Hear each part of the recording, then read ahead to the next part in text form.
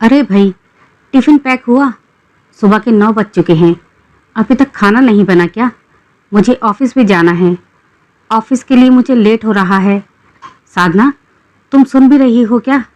पता नहीं कहाँ ध्यान रहता है।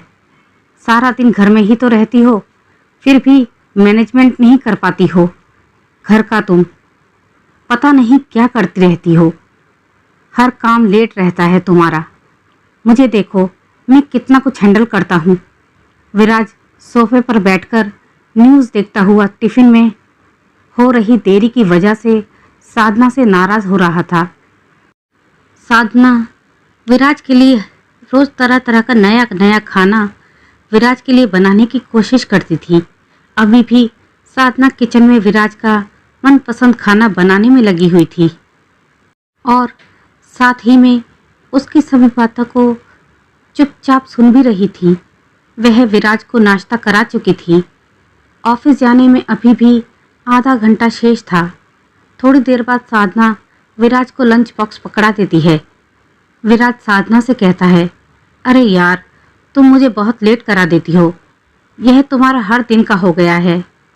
साधना विराज से कहती है, सॉरी विराज, जबकि वह जानती है कि वो लेट नहीं है। विराज ही हड़बड़ी करता है। विराज कहता है, अरे यार, अब तुम रोना शुरू मत कर देना। ऑफिस जाने से पहले भी नाटक झेलो। विराज बाहर जाते हुए साधना से बोला, याद है ना, आज मेरी प्रमोशन पार्टी है।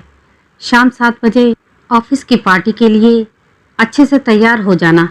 कहते हुए घर से ऑफिस के लिए निकल जाता है। साधना कुछ देर तक घर की चौखट पर विराज को जाते हुए देखती रही, फिर चाय नाश्ता कर घर के कामों में लग गई। शाम के 7 बजे ऑफिस की पार्टी के लिए साधना अच्छे से ड्रेस पहनकर अच्छे से तैयार हो गई। शीशे में खुद को देखकर साधना के होठों पर एक हल्की सी मुस्कान आ चुकी थी। वो कहीं से भी एक बच्चे की मां नहीं लगती थी। तभी साधना की नज़र शीशे में उसकी डॉक्टर की डिग्री की छवि पर पड़ती है, जिसे देखकर वो मायूस हो जाती है। उसे अपने सभी सपने याद आने लग जाते हैं, जिसे उसने अपनी गृहस्थी के लिए कुर्बान कर दिए थे। तभी कमरे में विराज आता है।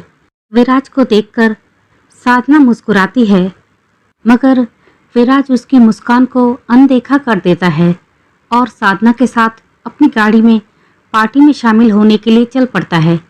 पूरे सफ़र में साधना अपने सपनों की दुनिया में ही खोई रहती है और मीठी सी मुस्कान अपने चेहरे पर बनाए रखती है।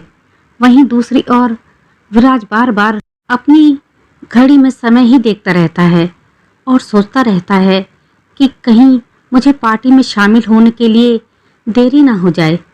वह साधना के चेहरे की मुस्कान और उसके सपनों की दुनिया के बारे में अभी भी अजनबी ही बना हुआ था। यह सफ़र अब 2 हिस्सों में विभाजित हो गया था। पहला हिस्सा साधना जो अपने सपनों को पूरा ना कर पाने का दुख किसी से बयान नहीं कर पा रही थी, उसे अपनी मुस्कान और हंसी के पीछे छुपाए रखती है। दूसरा हिस्सा विराज जो अपनी नौकरी, अपने दोस्त और समाज में अपनी एक छवि बनाने के लिए अपने जीवन साथी के सपनों को पूरी तरह से भूल चुका था। कुछ देर बाद दोनों पार्टी में शामिल हो गए थे। पार्टी में विराज सभी से मिल रहा था और सभी का अपनी पत्नी साधना से परिचय भी करवा रहा था। विराज सभी से एक ऑफिस बॉस के रूप में मिल रहा था, मगर अपनी पत्नी साधना को एक गृहिणी के रूप में ही मिलवा रहा था। वह जब भी किसी से मिलता तो स्वयं को प्रतिभावान और प्रतिभाशाली दिखाता और साधना को कमजोर, लाचार एक गृहिणी जिसका काम सिर्फ घर में खाना बनाना और बच्चे पालना ही होता है। साधना को यह सब कुछ सुनकर बहुत दुख होता है। साधना अपने मन ही मन में स्वयं को कटघरे में खड़ा पाती है और उन सभी अपराधों को स्वीकार करती है जिन्हें उसने कभी किए भी नहीं थे। पार्टी खत्म हुई तो दोनों घर की ओर अपनी गाड़ी में बैठकर चल पड़ते हैं। इस बार साधना काफ़ी गुस्से में थी। साधना का आत्मविश्वास आज इस पार्टी में पूरी तरह से टूट चुका था। उसका मन बहुत आहत था।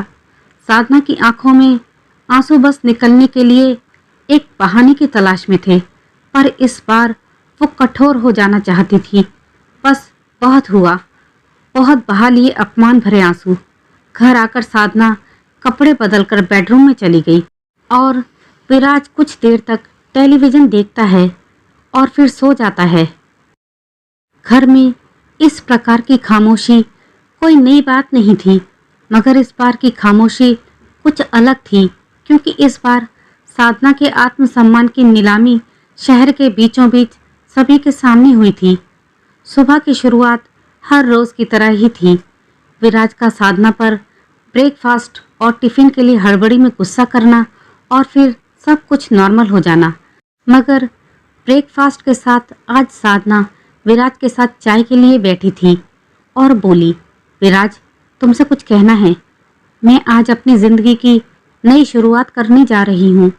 मैं अपनी मेडिकल प्रैक्टिस को आज फिर से शुरू कर रही हूँ। विराज, मैं एक अच्छी गृहिणी के साथ साथ में एक अच्छी डॉक्टर भी बन सकती हूँ। विराज इतना सुनकर साधना से कहता है, मैं तुमसे इस बारे में बाद में बात करूँगा। साधना कहती है, विराज, मैं अपना इरादा बना चुकी हूँ, अब मैं रुकने वाली नहीं हूँ। विराज अचंभित रह जाता है, उसे कुछ भी समझ नहीं आ रहा था। साधना के इस व्यवहार ने विराज को बेचैन कर दिया था। विराज को समझ नहीं आ रहा था कि साधना यह सब कुछ क्यों कर रही है। साधना कुछ पलों के लिए अपने होठों पर खामोशी रखती है और फिर विराज से कहती है, विराज, सम्मान पाने के लिए हमें मेहनत करनी होती है और मैंने हमारी गृहस्थी के लिए वही छोड़ दी। अपनी डिग्रियों को दीवार पर टांगकर हाथों में सिर्फ कलछी पकड़ ली और तुम मुझे हीन और अपमानित महसूस कराते रहे। क्या जिंदगी की इतनी मेहनत से कमाई अपनी डिग्री और अपने सपनों को त्याग देना ही मेरी गलती थी? लेकिन अब मैं अपनी गलती सुधारूंगी, कहकर वह क्लिनिक जाने के लिए तैयार होने चली गई और विराज उसे हतप्रभ देखता रह गया। अरे भाई,